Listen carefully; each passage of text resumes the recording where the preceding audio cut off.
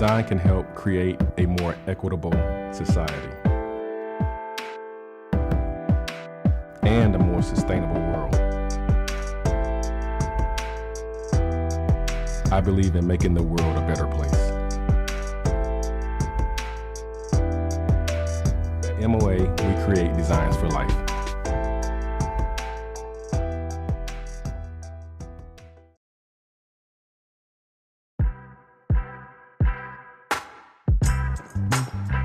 To celebrate Black History, the Post and Courier once again is presenting a series of video interviews and podcasts featuring 12 dynamic leaders to know in South Carolina. We talk to people from all over the state about their efforts to advance social justice, celebrate Black culture and enterprise, address community needs, and create a better world.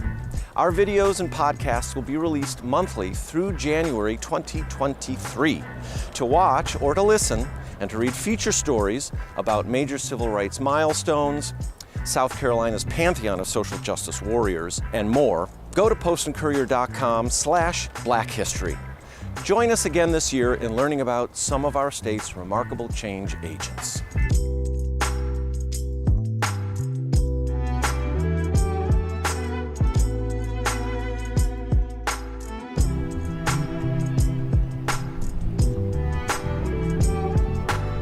Drew Lanham, welcome to Charleston. Good to be here, Adam. Oh, look, Thanks. there's a bird. There it is. There's a bird. Right? Yep. We're Ring-bill gull. here at Charleston Harbor. I figured we'd pick this spot because we might actually be able to see a few birds because you are, among many other things, a birder. Yeah, bird brain. And bird-brained. And you're in town for SeaWe? In town for the Southeast Wildlife Exposition, and specifically for the bird watching event. Because that's what you do. That's what I do. That's my life. That's my career and my hobby. So this bird watching expo that the hype. There we go. There they go. They're screaming at us. Yeah. Seagulls screaming. Yesterday was sort of the apex of the bird watching event, even though the exhibits at the Manigo House and Summit Garden and Gun, which is one of the sponsors, will be on for a while. But the whole idea was, or is, sort of this brainchild of Kelly Turner, but to bring bird watching forward, the history of it. There's a deep, deep history here. Yeah. This was sort of like the second home to Audubon. There was Reverend John Bachman, Arthur T. Wayne, sort of these people who made ornithology what it is now. The whole idea of this exhibit is to bring that history forward, to personalize the history through the prisms that exist as we know them, through what your experiences are. So, and to show connections to Charleston too, I imagine. Yeah, right? the connections to Charleston are deep. Yeah. And for most of its history, ornithology has depended on amateurs to move the science forward. And while ornithology is that scientific component and birding or bird watching is the avocation, they merge in places. And so there's at this exposition, the beautiful opportunity to see how they merge, but also to see sort of some of the unseemly history of what ornithology was, and unfortunately a little bit of kind of what still remains. Well, that's kind of where the space you occupy, right? You're in this very interesting position where you're looking not just at birds and the meaning of birds and how they fit into the natural world, but the people behind it and the history and how all of that comes together. And it's not always pretty. I mean, Audubon, you wrote a very, I should point out to viewers, important and famous, really, essay about Audubon that appeared in Audubon magazine, no less. Good for them, credit to them. Yeah. About his legacy as a racist. Yeah, the name of that article, I believe, was what do we do with John James Audubon, and sort of it's these ideas of monumentality, and it's not just about stone or bronze or those things that are carved into mountainsides, but flesh and bone monuments. And John James Audubon is sort of this monument to ornithology that, you know, this book that he produced, this Birds of America, this beautiful art, incredible art, but then there are always stories behind the canvas, so to speak. And John James Audubon was an enslaver. He was a grave robber of indigenous graves, and so not a good person. Great birder, but not a good person. A good artist. Yeah, so you try to bring that history forward. You know, John Bachman, Reverend Bachman was a great friend of his. I mean, he dropped his name all over the place all the time. And part of what this exhibit does is to, with the art of Audubon and Bachman's wife, and but then some of the writings that I've done about it, poetry, to help people understand, to broaden their view. I like to say to take their binoculars down and not focus so closely on the birds, but to see the context of history and personality, and not that there's expectation that anybody is perfect, but come on. You can be better than to own and trade in people. Yeah, right. Even then, when that's what was done. Well, yeah, well... and he was a man of his time. He was a man of his time, Drew. Come on. He was a man of his time. The Grimke sisters were women of their time, but they were women ahead of their time, right? And, or were they? Yeah, well... And they were reacting to what was happening in their time. In their time. So they were of their time. But they dared to be different people of their time, right? But they weren't the only ones. They weren't the only ones. But so you could make a choice. There were choices. Even then. And to give people that sense of broadening what bird watching is, what environmentalism is, what conservation is, that, you know, here we're standing in a harbor where people were traded, were brought into this country in bondage, many of them to grow rice. Now, we don't have to go too far from here to get into rice fields and some amazing birds.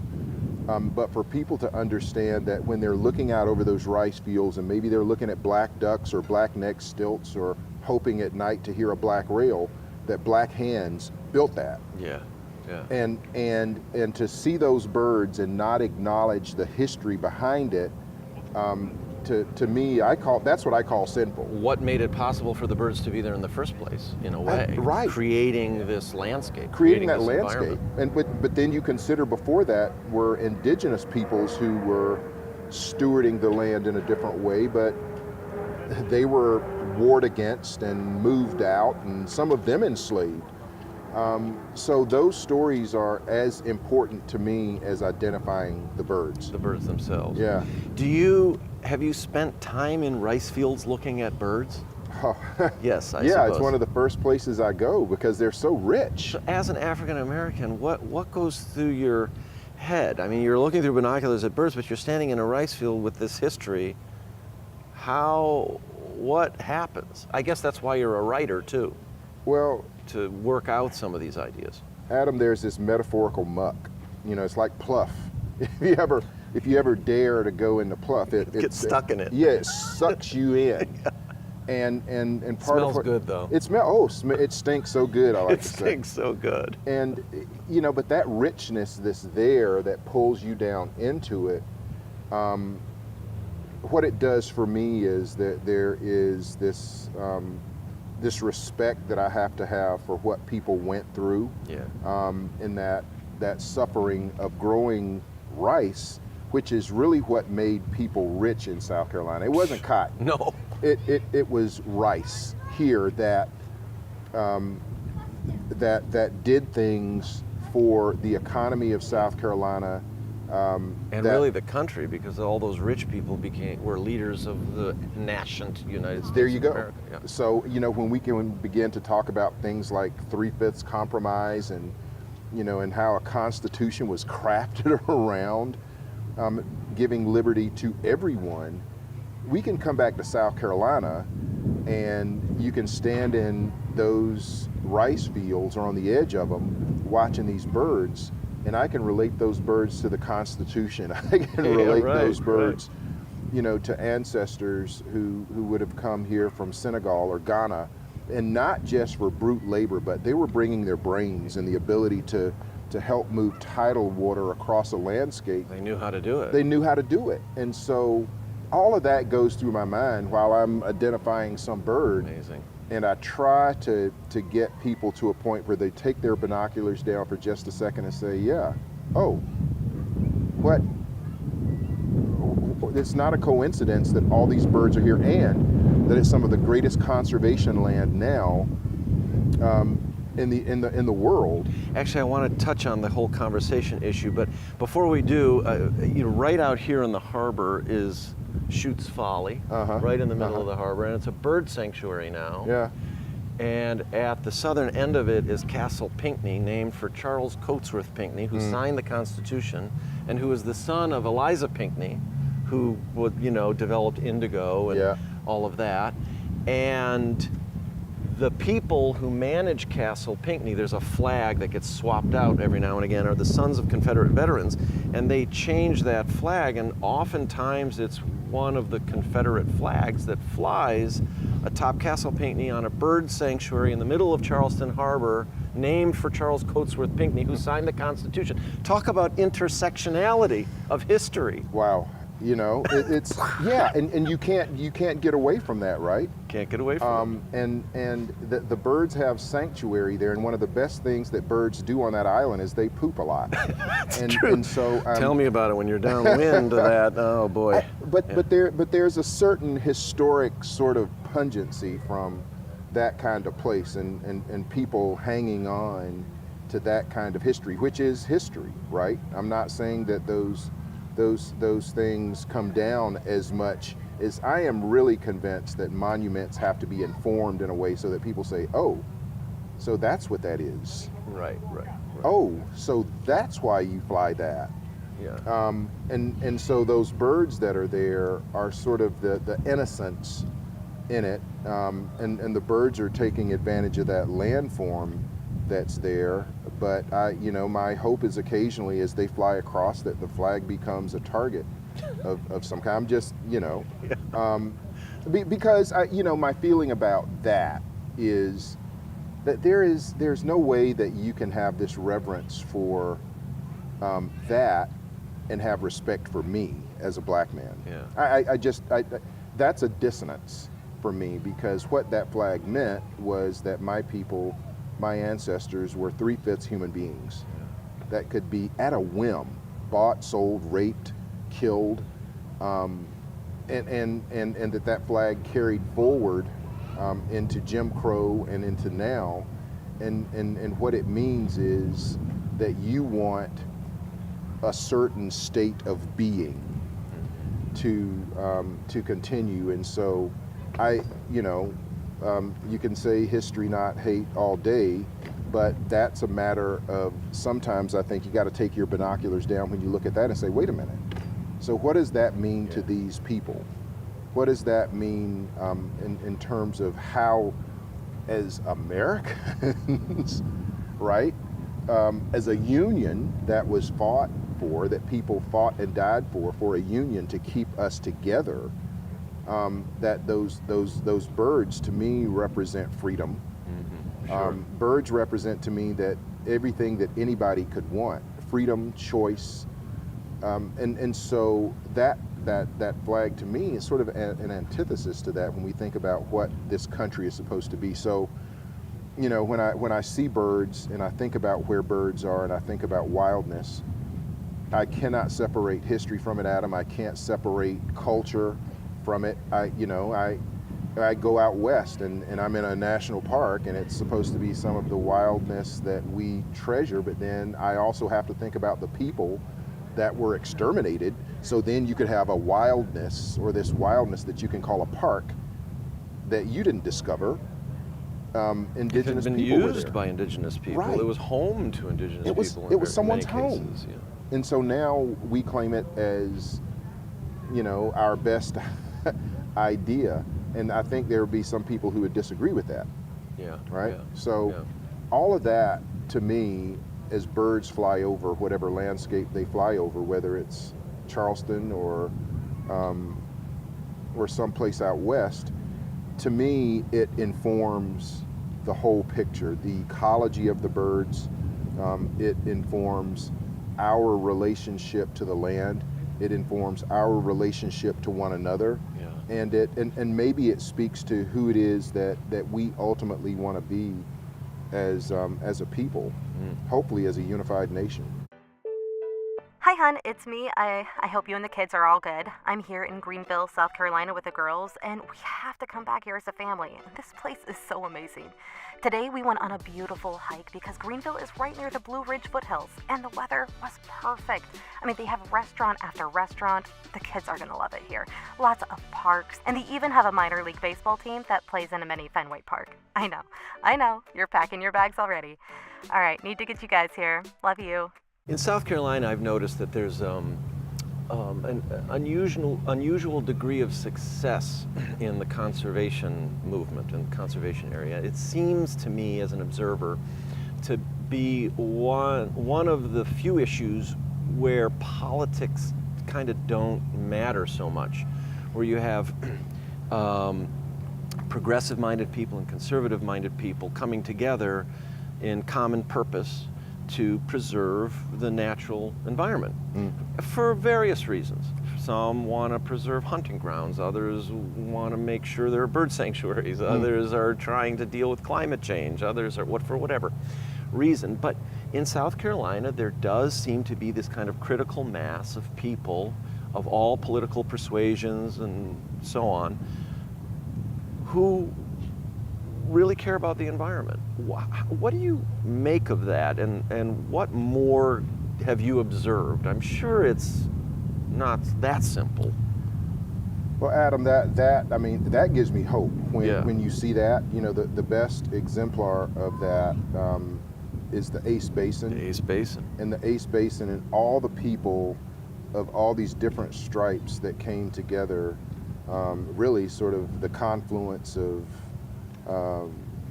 those three rivers is emblematic of the confluence of ideas, but more so of care and love for a place and what it could represent, public lands and private lands. And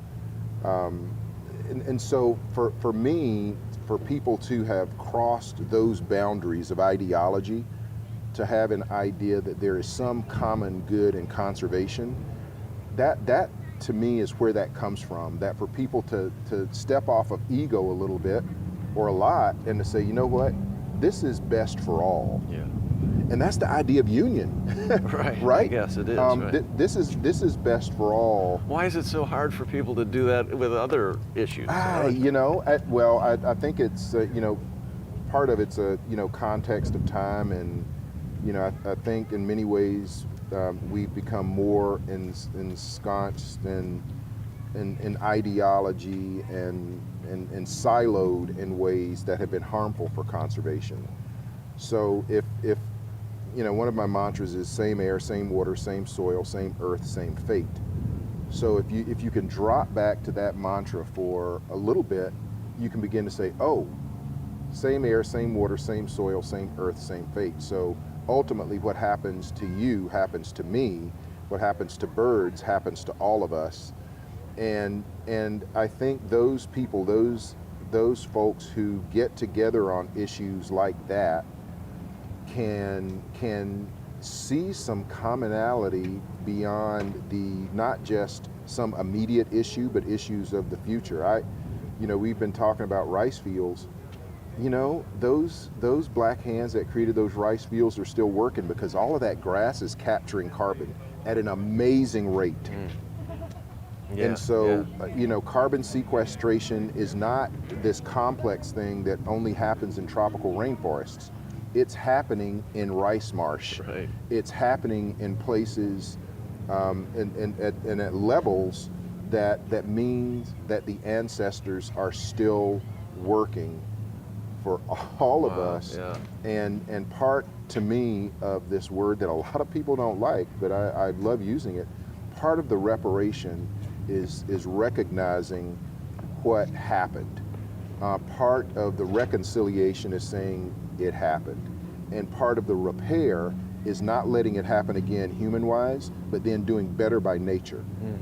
And so conservationists who cross, blue lines or red lines or whatever lines it is that they've surrounded themselves by, when they step outside those lines of ideology to say, you know what, let's make this better for everybody. Exactly. That, to me, that's what gives me hope. That's part of, I think that's my patriotism. Yeah. And you see a lot of it in South Carolina. Yeah. I mean, you really do. It's amazing. Well, it's South Carolina, I think at some point, maybe Mark Twain is claimed to have seen some man on a riverboat in the Mississippi, of course, and said, by this man, I could tell that South Carolina would be the state most likely to cut off its nose to spite its face.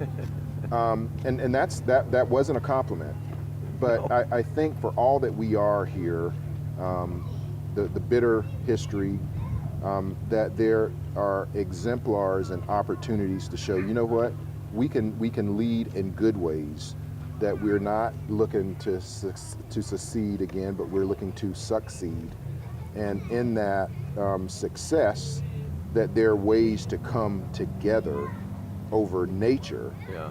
And if we can do those things, then I think we stand a chance. If it can happen here, it can happen anywhere. I mean, the state really has an opportunity to, and has done, I think to some extent, set an example for others. I mean, the whole idea of the conservation easement, which before the Ace Basin was like this weird theoretical thing that was hardly ever used, and now a conservation easement is just common practice. Oh yeah, I mean, that whole idea, that mindset of thinking about the future beyond you, and yeah, having some financial benefit behind that, but having a different sort of economy of mind, so that you're thinking, okay, right, there's opportunity here to make things better in perpetuity. And you hear that word, and you're like, wait a minute, forever? Yeah. Yeah, forever. Right. So in that way, that you give up maybe some immediate benefit of what you have, of what you hold on to, but you're not going to be forever. Humanity's not in perpetuity, not individual lives, not the species. So to think forward and say, you know what, if I can let some of this go, yeah, and think about the benefits for future people who I don't even know, then that same air, same water, same soil, same earth, same fate, I get to codify that. Yeah, right. And South Carolina has led in that way. So, what's our flag for that? Put that on Castle Pinckney. Yeah, let's raise the flag of conservation and right, what that looks like. I think it's got like a swallowtail kite on it, and then there we go. And then a live oak up in the corner, okay, or something like that. Beautiful. That's what I want to see, and I want to see us gather around those kinds of things. Yeah, imagine if we applied this idea to climate change itself, thinking about future generations and so on. There seems to still be a reluctance. Tell me a little bit about your writing. You're as much a writer as you are a birder, and obviously you're writing about birds, but you're applying them in all these different ways. Tell me a little bit about your writing process and what sparks your interest, like what causes you to sit down and start an essay? Something, well, I mean, it can be a bird flying over, or it can be birds on an island with an obnoxious flag on it. But it has to hit here, but it can't just hit here. It's got to arc pretty quickly here. So, I'm constantly, my right, creative brain is constantly arcing with my left analytical, and hopefully it doesn't short out in between the two. And so that's the process. I do a lot of writing. I used to be one of these people, I'd be like, oh, I've got an idea. It's this great idea. I can't wait to get back to my laptop to get it. I pull out my phone, and I'm constantly going, so 5,000 words on my phone is easy. Really? Because you write things with your thumbs with on my your thumbs, phone? Because there's an immediacy. Writing to me, and especially poetry, Adam, is about immediacy and getting down on paper or the screen what you feel in that moment, because you're not going to feel it 15 minutes from now. You can remember that you felt it, but you can't feel it. So that immediacy is a part of my process, and urgency to writing. Conservation to me is about urgency. Birds are sort of always urgent. Wildness is always urgent, because wildness means that you really can't predict what's around the next corner, or what this non-human thing or human thing maybe will do. So that's part of my writing process, but then I always have to bring it back through the data that I know the best, and the data that I know the best is me. So first person is where I try to go with it, and then however it transmutes through first person, hopefully somebody else says, oh, I get it. Or maybe they say, no, I don't get it, and they want to talk about it. But at the very least, they've read it. They've read it, and we can talk about what I've written. So that's a large part of the process. But I do think from a conservation writing standpoint that I always want to be activist about it. I don't want there to be a separation between social justice and environmental justice. I want them all to be the same, because they are. You know, breathing is not a luxury. We should have learned that these past couple of years, right? From all sorts of circumstances, viral or violence. So that if we have that understanding through, and I can communicate that through writing, that's what I want to do. But I want to write beautifully.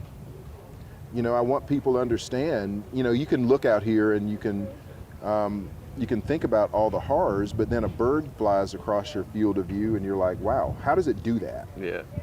You know, how do pelicans do what they do? Where are they going? Where are they coming from? What can I do to make sure the pelicans are around? Okay, so I need to enlist your professional ornithological expertise here for a second. Okay. I have a pelican question for you. Uh-oh. So I learned recently that pelicans, the way pelicans die, is that they eventually go blind from diving into the ocean to search for fish, and then they're blind and they can't see the fish so well anymore, and they're not so good at catching them anymore, and so they sort of starve to death. That's what I heard. Is that true? I'm sure it happens. You know, it probably happens, but you know, there are so many other factors that impact a bird's life. Yeah, there are the things like, you know, miscalculating, and they miscalculate. But so much of what we know now about birds beyond sort of natural deaths, and the science that shows us that over the past 50 years, 3 billion birds, we've lost 3 billion birds. Yeah, right. But that loss, a lot of that loss is because we put buildings in the wrong place. Most of it is buildings. I read that recently. So glass, that's metaphorical sky, a bird just flies into it.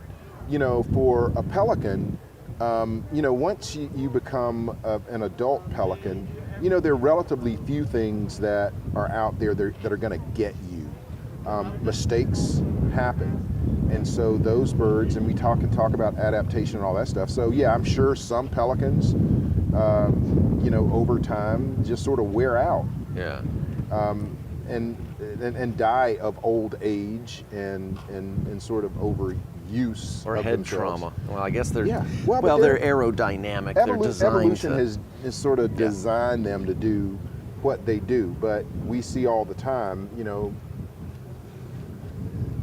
individual fate when it collides with, you know, progress or what we think is progress, then every bird that you see is a miracle of millions of years.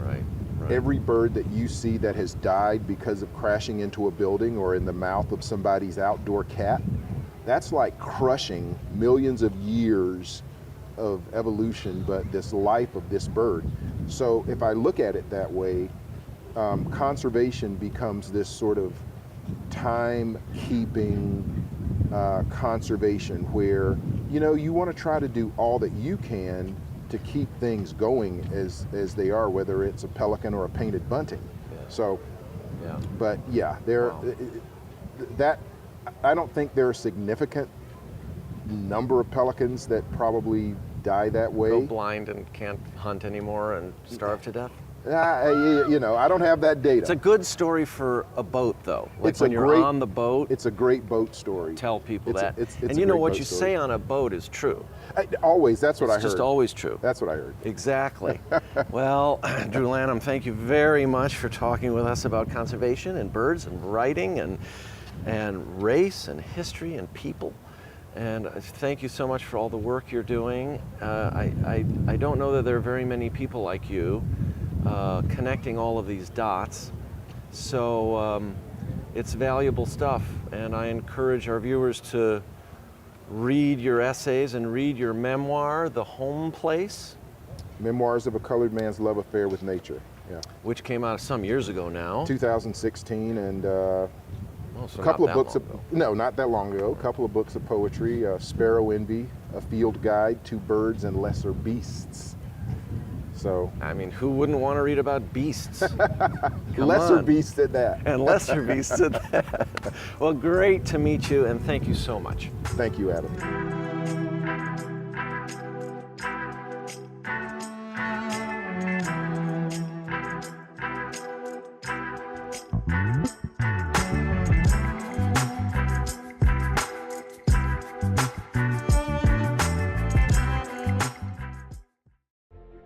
In today's society, where essentially everybody with a Twitter handle can be a so-called journalist, it's very hard to distinguish what is true and what is not.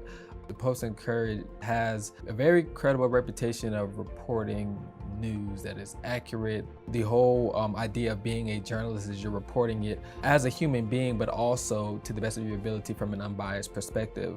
We, as journalists, we spend time researching information. We spend time talking with credible sources to compile a story that is honest, that is accurate. We're providing information that you use to make important decisions. It's very well worth your while to pay something for it.